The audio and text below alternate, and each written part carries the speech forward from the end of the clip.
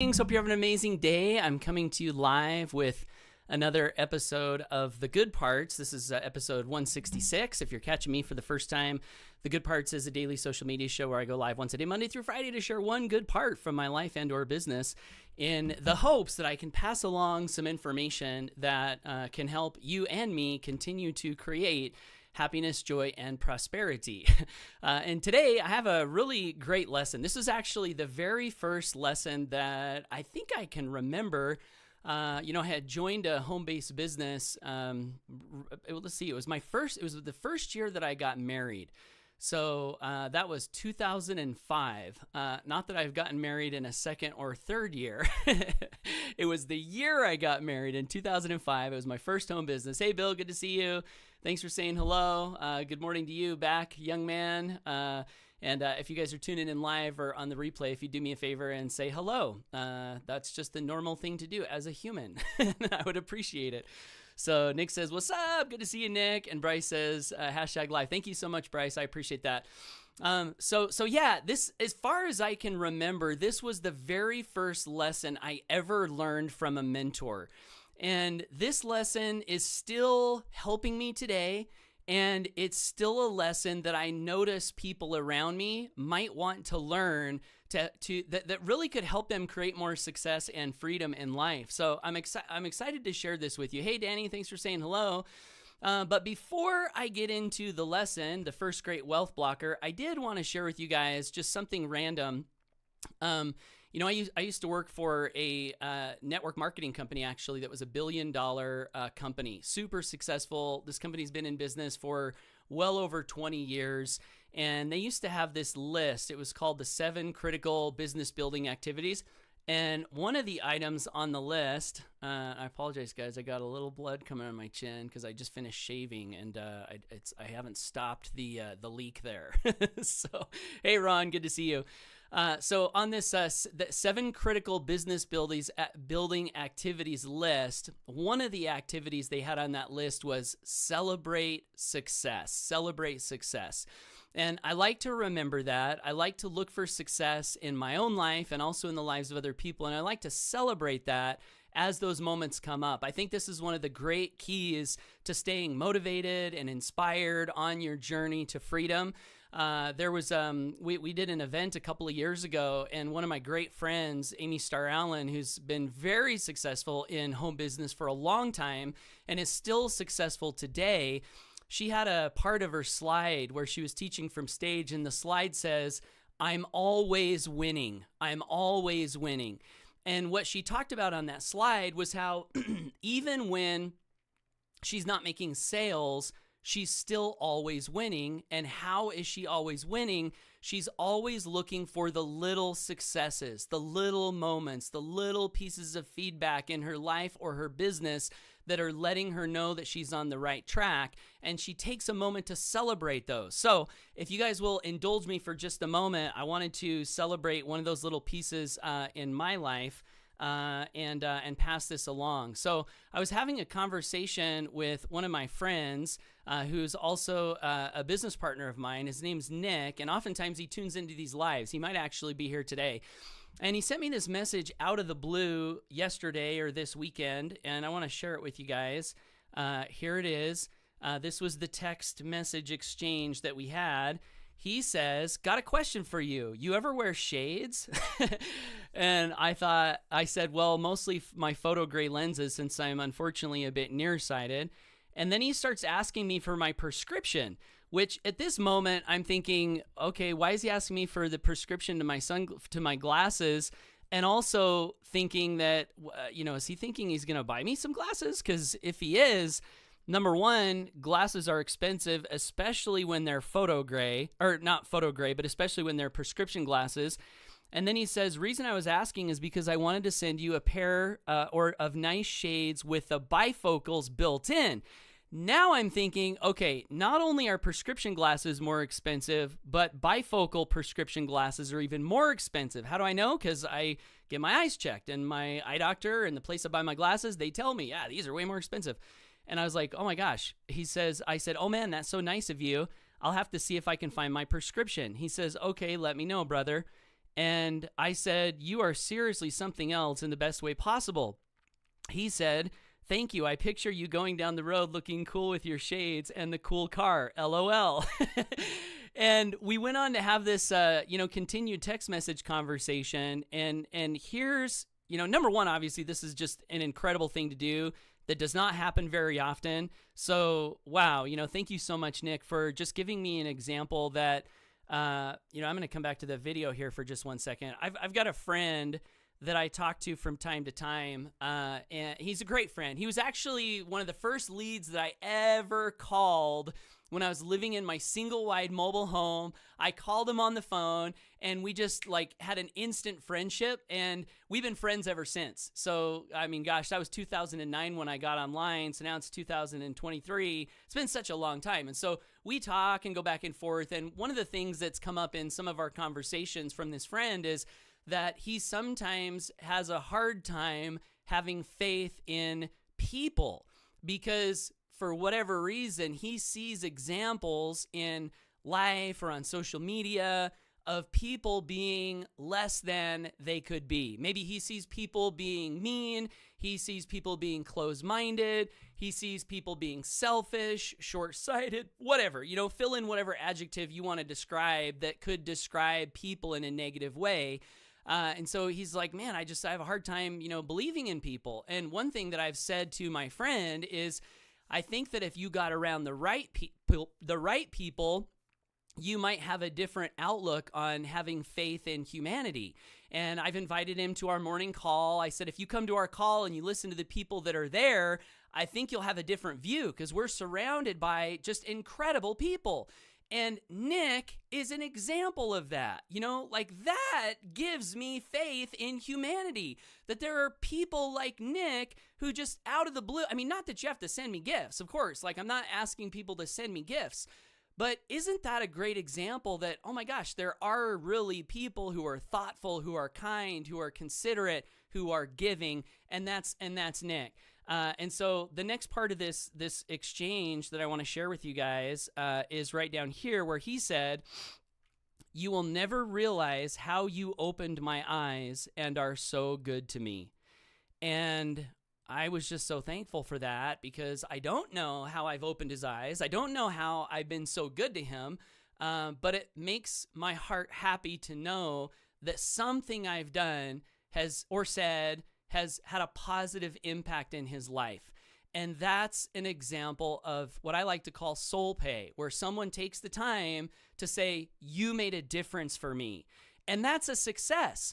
And I want to highlight that. I really want to highlight that because going back to what Amy was talking about in her speech, if our only measure of success, Amy says, yes, he's an amazing example. He did something similarly felt for me. He's unreal. I love him so much. Yeah, and if you guys listen to one of my past lives, in one of my lives before this incarnation here this time, just kidding, not one of those past lives, one of my past social media lives, I talked about how Nick sent Amy an expensive bottle of perfume, right? But anyway, to what Amy was saying, I'm always winning. If your only measure of success is, did I make a sale today? Did I earn a commission today? Did I make some money today?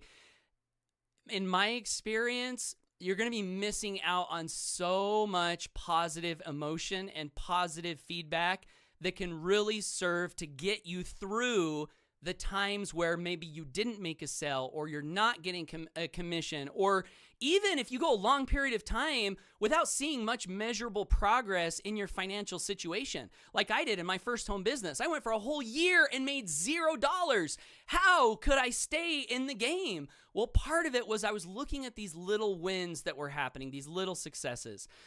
So anyway, I wanted to share that. Bill Fever says, I try to see the best in people. Walking this morning at the gym and started a conversation with the man walking beside me. We talked and walked for an hour, connected with a new friend today. That is so cool. Way to go on doing that. And thanks for sharing that. Bill says, Nick has impacted me too. And Arnita says, good morning, hooray for soul pay. So hooray for soul pay. So anyway, thank you, Nick. And thanks everyone for indulging me in that. That actually isn't even the purpose of the message today, or the thing that I wanted to share, which is the first great blocker to wealth, which is the first lesson that I learned. Okay, so here it is. And I have a little visual here on my Google Doc. We'll see how this works, but I'm going to set this up. So I showed up to this meeting because I joined this company, and we were all sitting in the audience, and you know how they do like the business opportunity presentation and then Q&A and whatever. And then the meeting gets over, and that's when everyone stands up and they're networking and talking and stuff. And so I made my way to the guy who had given the presentation because I wanted to introduce myself, and I wanted to like get the secrets. Like, you know, I was living in a trailer. I wanted to be successful, and I wanted to know what could he teach me that could help me be successful. And he taught me something. Here's what's crazy. I don't remember his name. I don't remember what he looked like. I don't even remember working with him after this moment. But the thing that he taught me has seared into my psyche, and really, like, wow, like I can't even explain how much this little thing he taught me has impacted me over the years and still impacts me today. So I want to pass it along to you. So I walked up, I'm talking to him, and in the middle of the conversation, he says, Paul, I want to show you something. He pulls out a sheet of paper. He says, come over here. We sat down he puts the paper down on the table. He pulls out a marker, and then he writes a word on the sheet of paper. And I want to share with you guys what he taught me, okay? So here is the thing that he wrote on the sheet of paper. Assume, okay, with periods in between it. And here's what he did. He said, Paul, do you know what it is to assume? And we talked a little bit about how assuming is when you get one piece of data. So like you get, let's see, how should we represent this? We'll use this bullet, actually. I'll just write it out. One piece of information. So assuming is when you get one piece of information, and then because you got that one little piece of information, you assume you know way more than you could possibly know based on that one data point. Okay, that's what he told me assuming was.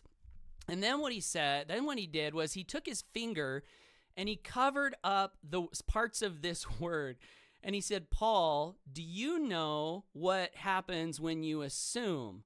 I said, what?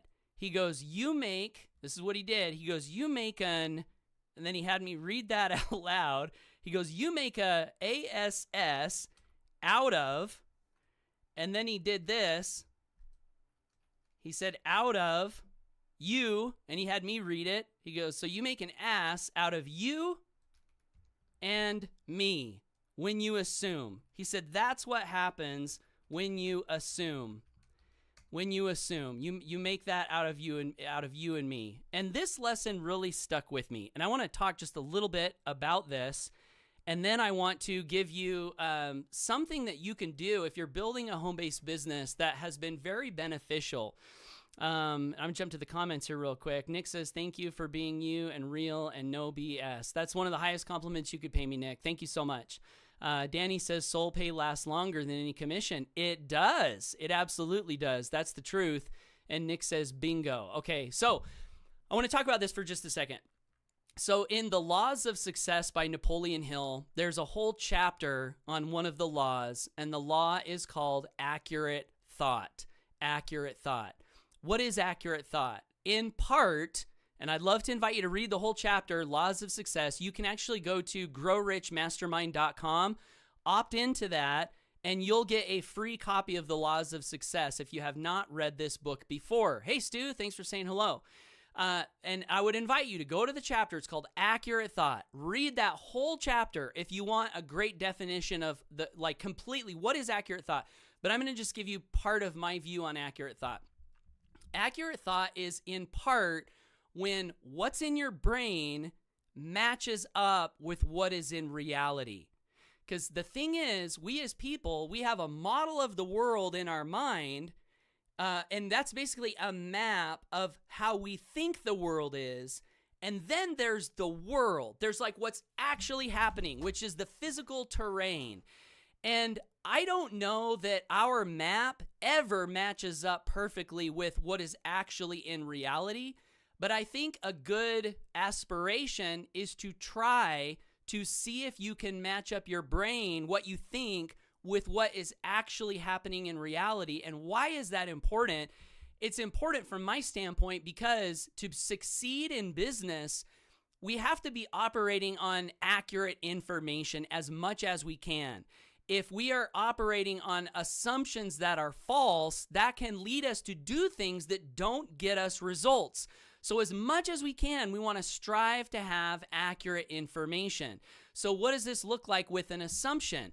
Well, if someone asks me, for example, like, hey, Paul, what do you think about, like I recently made a Facebook post where I was talking about why one reason that I like my Tesla. I bought a Tesla. It was my dream car. I wanted it for so long. I dreamt about it for so long. I saved for so long. I looked at it on my vision board for so long. I finally got this car.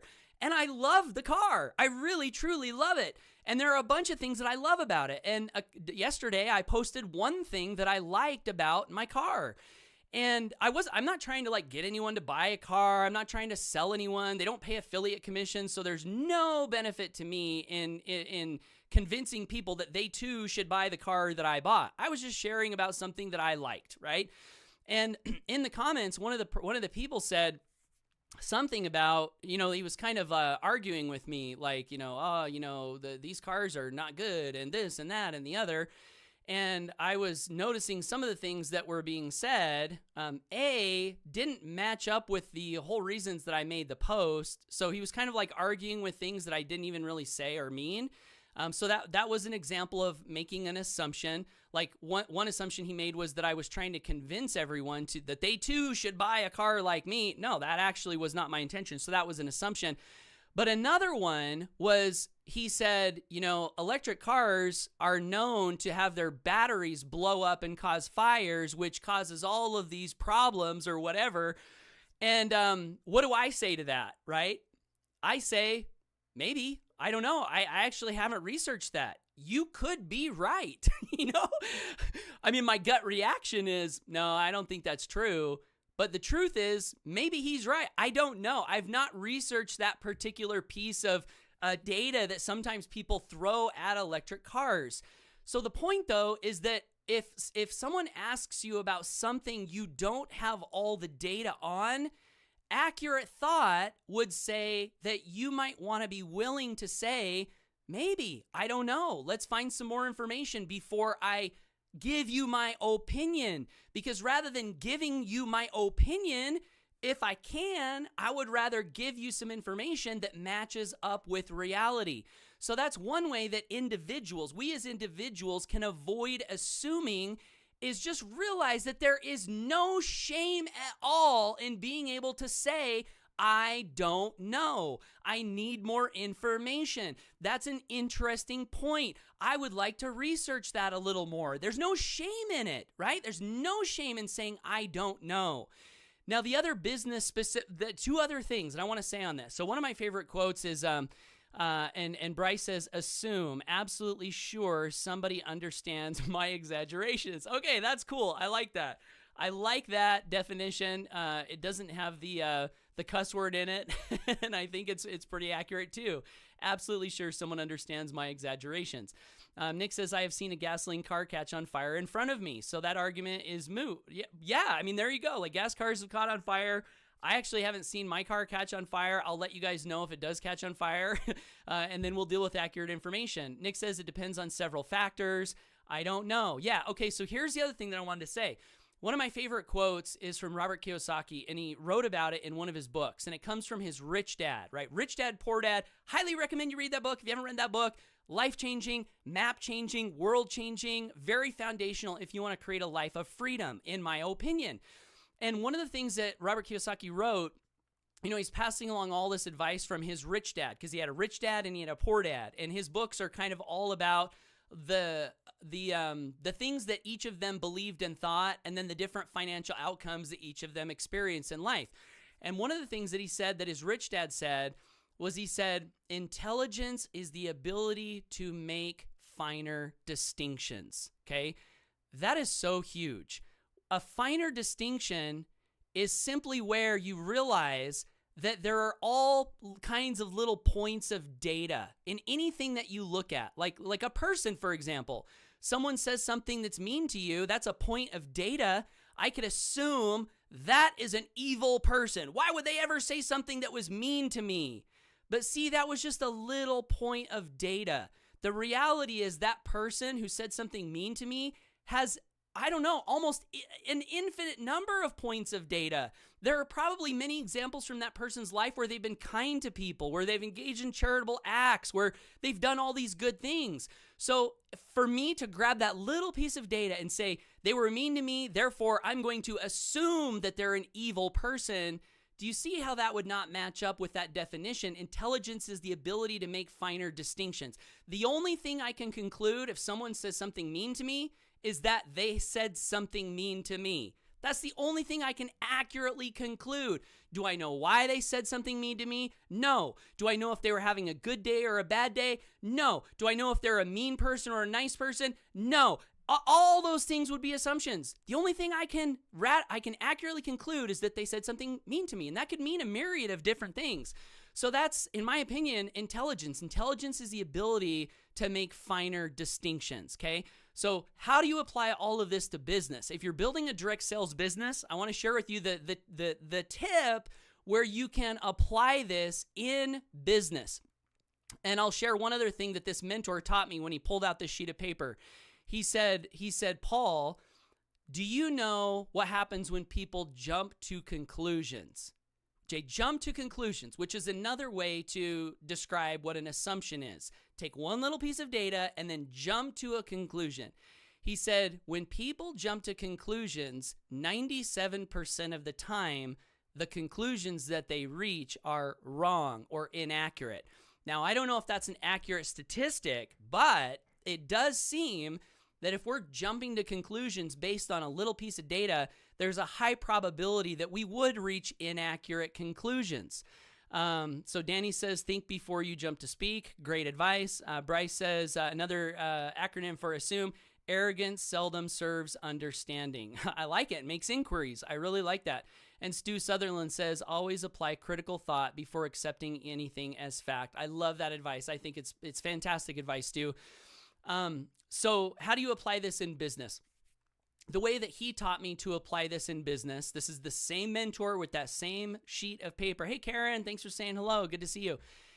He said, whenever you're going to invite someone to look at your business, he said, you never want to give them enough information that empowers them to jump to a conclusion. Because most people, maybe you could say, do jump to conclusions. They assume they know things. So, for example, if I was giving an invitation to look at a business, let's say I'm in a network marketing business or I'm building a network marketing or even an affiliate marketing business, and I wanted to invite Karen here to look at my business. And I sent Karen a message. Hey, Karen, hope you're having a great day. Thanks so much for being my friend. I really appreciate you. I enjoy your content. Hey, this might be completely, random, might not even be for you, but Karen, I recently ran across something that looks like it could be pretty profitable. It's an MLM company, and they've got a revolutionary product with an amazing comp plan. Would you be open to looking at what I found? That would be an invitation. What do you guys say? Is that a good invitation, or is that an invitation that maybe gave a little too much information? And I want to share my thoughts on it. So now I don't know Karen's background, but let's assume Karen, I'm going to read what Bryce says. He says, I always preface something speculative by saying I'm just purely speculating here. I like that, or another way to say it, as Jim Rohn would say, it seems to me, right? Rather than saying this is the way, right? Great language, Bryce. So let's imagine that Karen, and by the way, I'm not in a network marketing business, so I want to throw that. I'm not trying to get you in a network marketing business, so I'll throw that out there. This is just an example for a teaching moment. Let's say Karen, in her past history, had joined a network marketing company, or 2 or 3, and let's say they didn't work out very well. How receptive is Karen going to be to an invitation where I tell her that I found a great network marketing company? She may assume, I hope you're not selling me an MLM. No, I'm not. Rest. You can breathe easy, Karen. But if Karen didn't have a great background in network marketing and I invited her to look at network marketing, Karen might assume that what I'm inviting her to look at is just like those other things that she was involved in. And then the probability of her saying yes goes way down, right? Or let's say Karen didn't have any experience in network marketing, but she had a friend or a family member that had joined and didn't create a prosperous future and you had failure and had all these negative experiences. And I said, hey, Karen, would you like to look at this great network marketing company? She'd be like, I remember so-and-so didn't have a good experience. No thanks, I'm good, right? She says, yes, I have. So the point is, in that invitation, I gave her too much information. I gave her enough information that allowed her to jump to a conclusion. So a better way to invite someone to look at something is to speak it in a way where you don't give them enough information to jump to a conclusion based on their past history. So I'll give you an example of how I might do that. So I would say, hey, Karen, hope you're having a great day, right? Because I like to express goodwill when I connect with people. Hope you're having a great day. Listen, this might be kind of crazy, but this may not even be a fit for you at all. What am I doing there? I'm removing pressure. So I did that in the last example. So far, so good. Express goodwill, remove pressure. Next step is arouse curiosity, and that's where I went wrong in the last invitation by giving her too much information. So let's see if I can do it in a better way this time. Karen, this might not be a fit for you, but I know that you're entrepreneurial, and I know that you're open-minded, and I really admire that about you. And I recently ran across a business project that looks like it could be very lucrative. And what's really interesting about this particular project is it's so unique. It's like nothing I've ever seen before. And if you're like me, you've probably looked at, everything because you're open-minded. But I'm telling you, like, this is so different and so special. I almost don't even know how to describe it other than I'm pretty excited about it. And I thought maybe you might be open to taking a look at it. So I was just curious, would you be open to taking a look at a short video that can give you an introduction to it to see if it might be something that could be a benefit to you and your family? If you're open, let me know, and I'd love to send you a short video from one of my mentors. It won't take much time. You can get through it pretty quickly. And if you're not, that's fine too. I appreciate you and would love for you to just message me back and let me know how you're doing anyway, because I want to stay in touch and know what you're up to. Boom. That's the invitation. So the way that I did that one is I didn't say network marketing. And instead I said it's like nothing I've ever seen before. What does that do? That arouses curiosity. And it also plants a seed where if someone is thinking, oh, this is just like this other thing that I saw, well, you specifically said it's like nothing you've ever seen. So now in their mind, they might be thinking, that's interesting. Maybe this isn't like all the things that I've ever seen before, okay? So the point, though, is assumptions. If you can, don't make assumptions yourself. And when you're communicating with people, if you can do your best, especially when you're giving an invitation, to not give too much information so that they could jump to a conclusion which would be wrong and prevent them from looking at something that might actually be a blessing and a gift to their life. So anyway, that was my message. Was that valuable for you guys? Let me know below if you got some value from that. If you're finding me for the first time, I do these lives every day, Monday through Friday. And if you want more from me, I'd love to encourage you to subscribe to me on social media. And if you're open to looking at a way where you could potentially generate a very lucrative residual income stream in a business model that is unique, never been done before as far as I know, different from anything I've been a part of, and I've been a part of, I don't even want to say because I'd be embarrassed, many different business opportunities. I'd love to invite you to take a look at what we're doing. You can visit my website at myfreedomfamily.com. And whether the business is a fit for you or not, you'll be subscribing to my email list, and I send a lot of my content out to my email list in an effort to basically just help as many people as I can build freedom in their lives, build great relationships, be healthy, like anything that's good, like part of the question that I asked, one of the questions I asked myself is, how can I be the best that I can be every day? And so I strive to help others, live in that way as well. And I run across a lot of little tips that I've used that have worked well for me in my life, and also tips that I'm learning as I continue my journey. So myfreedomfamily.com, you'll be subscribing to my email list and not miss out on any of my future content. So Karen says, thank you. I'm having a great day. Woohoo! So glad to hear that. I'm curious. Sure, that's how I would respond. Not pushy at all. It's open-ended for me to be curious. Awesome. Yes, that's great. Maxim says, great tips. Thank you. And Stu says, absolutely. Awesome. Thank you so much. All right, guys. Well, that's it. Thanks for tuning in. I hope you have a great day. Get out there, take action, go for your dreams. And I will hope to catch you in the next episode of The Good Parts, or maybe on a phone call or a Facebook chat or something. All right, guys. Nick says, always great to see your lives. And yes, they do help others.